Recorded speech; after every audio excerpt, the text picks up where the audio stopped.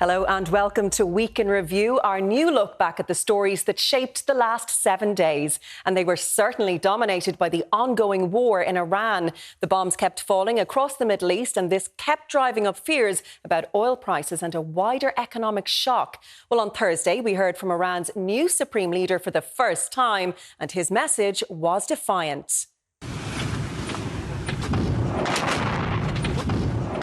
In the Persian Gulf, this is a war. Coming up next on the Week in Review, we look back at how Jessie Buckley's family were living their own version of the red carpet as they flew out to LA for the Oscars.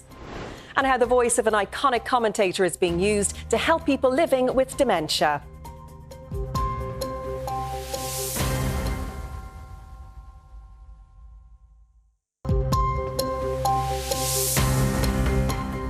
Welcome back to the Week in Review as we look back on the stories that dominated the last 7 days. And we learned of another angle on the war in Iran. Members of the Iranian women's football team sought asylum in Australia over fears about returning home. The diplomatic drama had its roots in their national anthem being played before one of their games.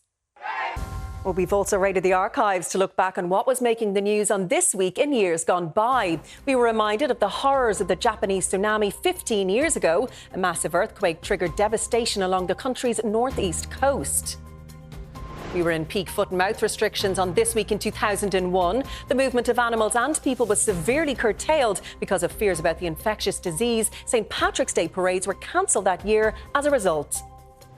And on a Six Nations weekend, this was the scene at the old Lansdowne Road in 2006 when Ireland and Scotland met for the last Six Nations game at the famous stadium before it was knocked down and redeveloped.